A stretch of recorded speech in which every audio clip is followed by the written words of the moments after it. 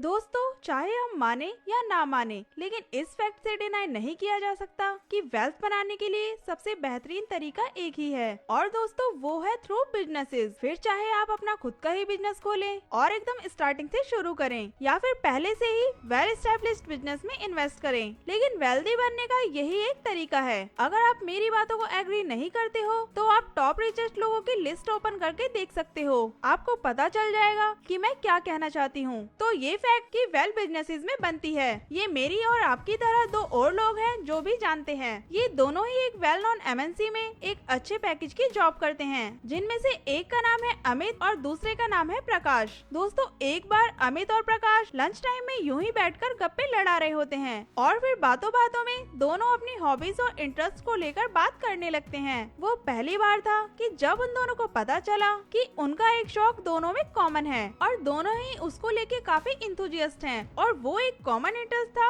Investing. दोनों ही investing को लेके काफी पैशनेट थे, लेकिन दोनों ने ही अभी तक इसकी शुरुआत नहीं करी थी। लेकिन उस दिन दोनों ने डिसाइड किया कि वो अपने इस पैशन को परस्यू करेंगे और अपनी सेविंग्स को सेविंग अकाउंट से निकाल के एक डीमेट अकाउंट में ट्रांसफर करके तुरंत इन्वेस्टिंग शुरू कर देंगे। वैसे दोस्तों, डीमेट अकाउंट से याद आया कि आप भी एक फ्री में डीमेट अकाउंट खुलवा सकते हैं, वो भी चुटकियों में, लेकिन इसके बारे में आगे बात करेंगे। अभी के लिए अमित और प्रकाश की स्टोरी पे फोकस करते हैं। तो दोस्तों, दोनों ही उस दिन से इन्वेस्टिंग का पूरा मूड बना लेते हैं और जल्दी से इन्वेस्टिंग शुरू भी कर देते हैं। अब फास्ट फॉरवर्ड सीधा चलते हैं 10 साल बाद और देखते हैं कि किसने कितनी वेल्थ बनाई, अमित ज्यादा अमीर बना या फिर प्रकाश। लेकिन ये जानने से पहले कि किसने कितनी वेल्थ जनरेट की, ये जान लेना भी जरूरी है कि किसने कितने पैसे इन्वेस्ट किए और कितने टाइम पीरियड के लिए किए, क्योंकि तभी हम दोनों के रिटर्न परसेंटेज निकाल पाएंगे और इससे हमें दोनों के पोर्टफोलियो परफॉर्मेंस का भी बेटर आइडिया लग पाएगा। अमित ने 10 सालों तक हर महीने इन्वेस्ट किए 20,000 रूपए,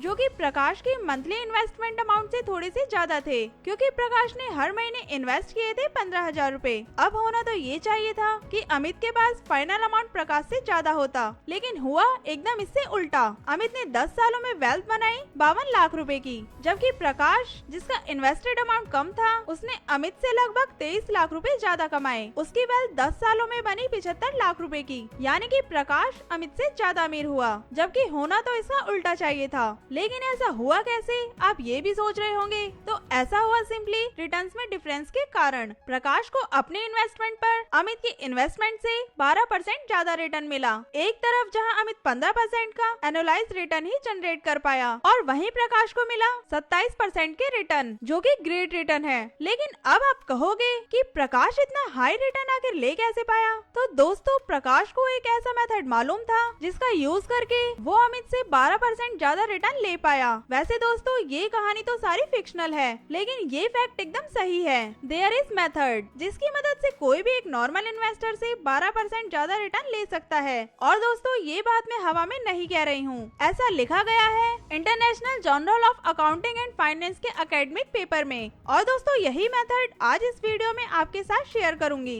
जिसकी मदद से आप भी ऐसे स्टॉक्स को ढूंढ पाओगे जो आपको मल्टीबैगर रिटर्न दे सके। और मोस्ट इम्पोर्टेंटली, इस मेथड से एटलीस्ट आप गलत स्टॉक्स में इन्वेस्ट करने से तो बच ही जाओगे। दोस्तों, इस फॉर्मूले का नाम है कैन स्लिम फॉर्मूला, जिसे इन्वेंट किया है विलियम ओनिल ने। विलियम ओनिल एक सक्सेसफुल अमेरिकन इन्वेस्टर है, एक ब्रोकरेज फर्म के ऑनर भी हैं और साथ ही साथ एक ऑथर भी हैं, जिन्होंने एक बुक पब्लिश की है how to make money in stocks, जिसमें कि उन्होंने अपने इस फॉर्मूले को डीपली समझाया है। और आज मैं इसी बुक की मदद से आपको कंपनीज को एनालाइज करना सिखाऊंगी एकदम सिंपली वे में। दोस्तों, कैन स्लिम फॉर्मूले से हम कंपनीज का फंडामेंटल एनालाइज करना सीखते हैं। तो आइए इस कैन स्लिम फॉर्मूले को डिकोड करते हैं। कैन स्लिम एक एक्रोनिम है जिसमें सभी अल्फाबेट्स का मतलब है और ये सबसे फर्स्ट लेटर यानी कि सी का मतलब समझते हैं। दोस्तों, सी का मतलब है करंट क्वार्टरली अर्निंग्स। इस पॉइंट के अकॉर्डिंग हमें कंपनी को एनालाइज करते समय उसके करंट फाइनेंशियल ईयर की क्वार्टरली अर्निंग्स को पिछले साल की क्वार्टरली अर्निंग से कंपेयर करना है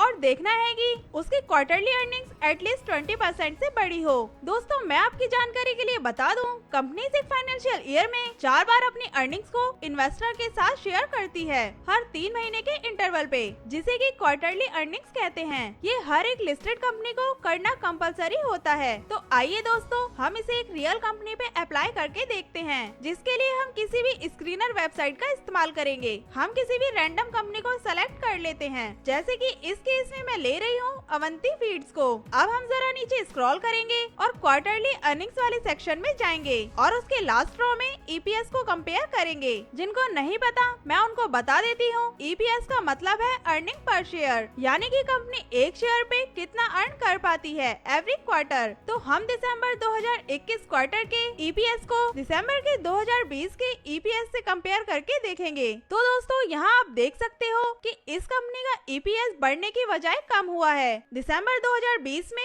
ईपीएस 5.5 रुपए का था, जो कि कम हो के दिसंबर 2021 में 2.95 रुपए का रह गया है। तो विलियम ओनिल के कैन स्लिम मेथड के अकॉर्डिंग हम इस कंपनी में इन्वेस्ट नहीं करेंगे और कोई और अच्छी कंपनी ढूंढेंगे जो कि इस पहले क्राइटेरिया को बीट करे। ऐसे ही दोस्तों जब आप कुछ कंपनीज को फाइंड आउट कर लोगे जिनकी क्वार्टरली अर्निंग या ईपीएस एटलीस्ट 25% से ग्रो हुआ हो, तब आप उन कंपनीज पे सेकंड फिल्टर अप्लाई करोगे, जो है कैन स्लिम का सेकंड लेटर ए। इसका मतलब है एनुअल इंक्रीज इन अर्निंग्स। अच्छा दोस्तों, आगे बढ़ने से पहले एक फायदे की बात कर लेते हैं। अगर आप शेयर मार्केट में ट्रेडिंग या इन्वेस्टिंग करना चाहते हो तो आपको उसके लिए जो सबसे जरूरी चीज लगेगी दोस्तों वो है एक डीमेट अकाउंट, जिसके बिना शेयर खरीद पाना पॉसिबल नहीं है। तो अगर आप इन्वेस्टमेंट करने की सोच रहे हो तो मैं आपको एक ट्रस्टेड ब्रोकर को सजेस्ट करना चाहूंगी, जिनके साथ आप फ्री में एक डीमेट अकाउंट ओपन कर सकते हैं। तो अगर आपको जरूरत है एक डीमेट अकाउंट की तो मैं इसके फ्री डीमेट अकाउंट ओपनिंग का लिंक डिस्क्रिप्शन में दे दूंगी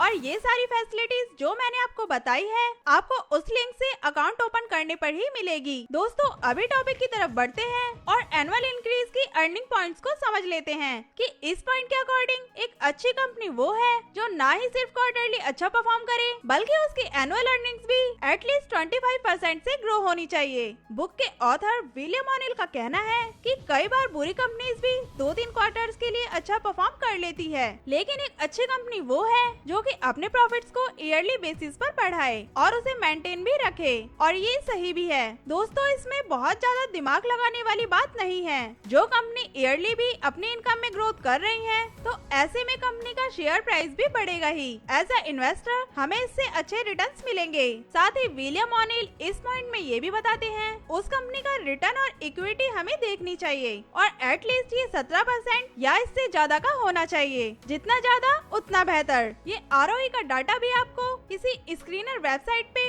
रेसोर्स के सेक्शन में मिल जाएगा इजीली। किसी भी कंपनी को एनालाइज करते टाइम इसे भी आपको जरूर देखना चाहिए। वैसे आरओई, पीई या आरओसीई और सभी रेशियोज को डिटेल में किसी सेपरेट वीडियो में समझेंगे। अभी फिलहाल नेक्स्ट पॉइंट की तरफ बढ़ते हैं जो है एन। एन का मतलब न्यू। इस पॉइंट में ऑथर विलियम कहते हैं कि किसी भी कंपनी का शेयर प्राइस तभी बढ़ता है जब उस कंपनी में कुछ नया हो रहा हो, जैसे कि कंपनी कोई नया प्रोडक्ट लॉन्च करे या नई मैनेजमेंट को अपॉइंट करे जिसमें कि रेपुटेड लोगों को ऑन बोर्ड लाया जाए जो ऑनेस्ट हो और जिन पर लोगों को ट्रस्ट हो। फर्स्ट पॉइंट यानी न्यू प्रोडक्ट्स के लॉन्च के पीछे का लॉजिक ये है कि जब कंपनी कुछ नया लॉन्च करती है तो इससे कंपनी की फ्यूचर अर्निंग बढ़ने का अंदेशा होता है। कंपनी का मार्केट शेयर भी इससे इंक्रीज हो सकता है, जिससे फिर कंपनी की वैल्यूएशन भी अकॉर्डिंगली एडजस्ट होगी एंड हमें एन इन्वेस्टर प्रॉफिट होगा। सेकेंडली, न्यू मैनेजमेंट के आने से जो कि एफिशिएंट मैनेजमेंट हो तो कंपनी में कुछ नए और अच्छे सुधार कर सकती है, कंपनी के प्रेशेस को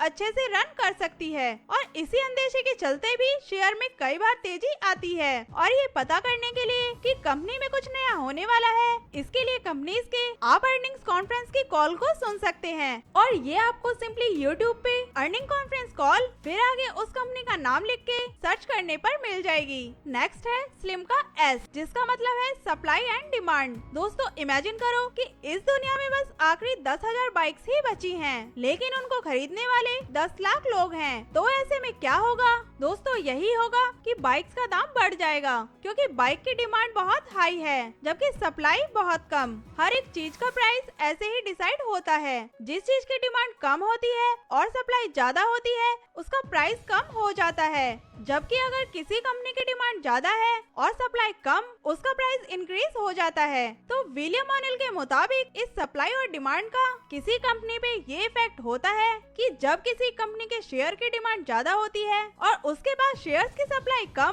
तो ऐसे में उस कंपनी का प्राइस ज्यादा तेजी से ग्रो होता है। जैसे कि दो कंपनीज हैं, कंपनी ए और कंपनी बी। अगर कंपनी ए ने 10 करोड़ शेयर इशू कर रखे हैं और कंपनी बी ने सिर्फ 1 करोड़, तो ऐसे में आपको 1 करोड़ शेयर्स वाली कंपनी को ज्यादा प्रेफरेंस देनी चाहिए अकॉर्डिंग टू विलियम ओनील, क्योंकि उसका शेयर प्राइस डिमांड से ज्यादा इम्पैक्ट होगा। और नेक्स्ट है L, which means leaders and laggers. Leaders का मतलब है वो कंपनीज जो इंडस्ट्री को लीड करती है और लैगर्स का मतलब है वो कंपनीज जो एक्सपेक्टेशन के अकॉर्डिंग परफॉर्म नहीं कर पा रही हो, यानी कि एक क्लास के टॉपर की तरह है और दूसरी क्लास के सबसे कमजोर बच्चे की तरह। और इंडस्ट्री लीडर से मेरा मतलब उस कंपनी से है जिसकी अर्निंग्स अच्छे रेट से ग्रो हो रही हो और अर्निंग पर शेयर भी उसका हाई हो। मार्केट कैपिटलाइजेशन के हिसाब से बड़ी कंपनी की बात यहाँ पर नहीं की जा रही है और जहाँ तक मुझे समझ आया ऐसा इसलिए है क्योंकि अगर मार्केट कैपिटलाइजेशन के हिसाब से लीडर कंपनी को देखा जाएगा तो उसमें फर्दर हाई स्पीड से ग्रो होने की कैपेबिलिटी थोड़ी लो होती है, बिकॉज वो ऑलरेडी एक बहुत बड़ी कंपनी बन चुकी है। इसलिए अर्निंग्स के हिसाब से इंडस्ट्री लीडर्स को ढूंढने की कोशिश करो, वो आपको ज्यादा अच्छे रिटर्न दे पाएगी। इसके बाद नेक्स्ट क्राइटेरिया जो एक कंपनी को फुलफिल करना चाहिए वो है आई, जिसका मतलब है इंस्टीट्यूशनल स्पॉन्सरशिप। इंस्टीट्यूशनल यानी यूनिवर्सिटी या कॉलेज नहीं। इंस्टीट्यूशनल का स्टॉक मार्केट में मतलब होता है म्यूचुअल फंड्स, इंश्योरेंस कंपनीज या हेज फंड जैसे बिग प्लेयर्स। ऑथर के अकॉर्डिंग इंस्टीट्यूशनल इन्वेस्टर की पार्टिसिपेशन किसी भी कंपनी में बहुत इंपॉर्टेंट होती है, क्योंकि हमने सप्लाई एंड डिमांड वाले पॉइंट में देखा था कि शेयर प्राइस तभी बढ़ता है जब इनकी डिमांड इंक्रीज होती है और डिमांड किसी शेयर की तभी सबसे ज्यादा इंक्रीज होती है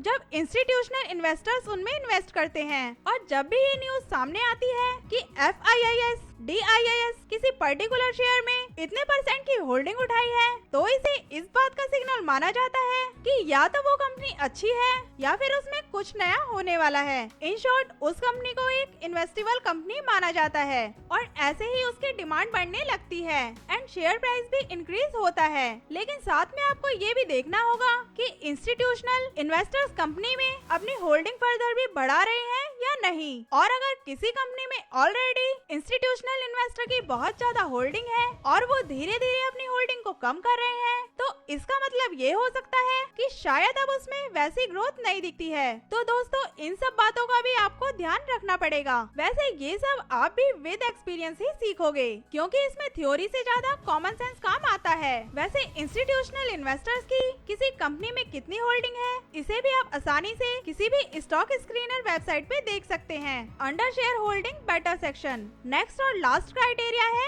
M, यानी कि market direction. Maximum value investor including Warren Buffett market direction को प्रिडिक्ट करने या मार्केट को टाइम करने के खिलाफ है, लेकिन विलियम ओनील मार्केट को लेके थोड़ी डिफरेंट अप्रोच रखते हैं। उनके अकॉर्डिंग इन्वेस्टमेंट करते टाइम मार्केट डायरेक्शन को भी देखना जरूरी है कि मार्केट बियरिश है या फिर बुलिश, क्योंकि अगर आप रॉन्ग टाइम पे इन्वेस्ट करोगे फिर चाहे आप कितनी भी अच्छी कंपनी में इन्वेस्ट करो आपका लॉस होना पक्का है। जैसे कि अगर आप रिसेंटली कोविड टाइम से पहले इन्वेस्ट करते तो उस समय अच्छी से अच्छी कंपनी भी अच्छी खासी करेक्ट हुई थी, और ऐसे में अगर आप एक बिगिनर होते तो आप डेफिनेटली रॉन्ग टाइम पे एग्जिट कर लेते और अपना लॉस करवाते। इसलिए ऑथर के अकॉर्डिंग हमें चार्ट पैटर्न को बढ़ाना सीखना चाहिए। वैसे इस पे मेरा ओपिनियन ये है कि हाँ आपको चार्ट पैटर्न सीखना चाहिए, लेकिन फिर उसे फंडामेंटल एनालिसिस के साथ जोड़ के फिर किसी कंपनी को शॉर्ट लिस्ट करना चाहिए। दोस्तों इसे बहुत ज्यादा कॉम्प्लिकेटेड मत करना, सिंपली निफ्टी का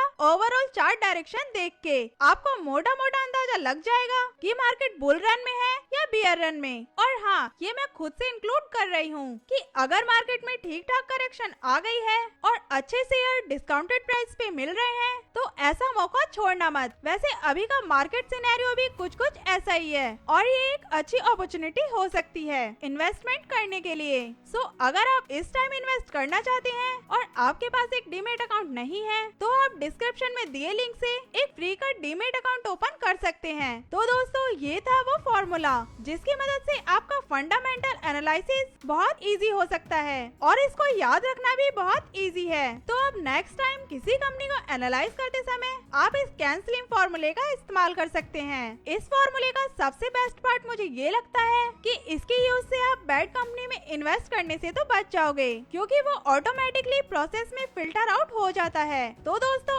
ऑथर विलियम ओनिल की book how to make money in stocks की समरी आपको कैसी लगी, आप कमेंट करके जरूर बताएं। और वीडियो पसंद आई हो तो वीडियो को लाइक करें, ताकि मुझे सिग्नल मिल सके कि मैं आपको अच्छी वैल्यू प्रोवाइड करवा पा रही हूँ थ्रू माई वीडियोस। और साथ ही साथ चैनल को सब्सक्राइब करें, ताकि आपको चैनल की नई वीडियोस टाइम टू टाइम मिल सके। तो मिलते हैं दोस्तों नेक्स्ट वीडियो में।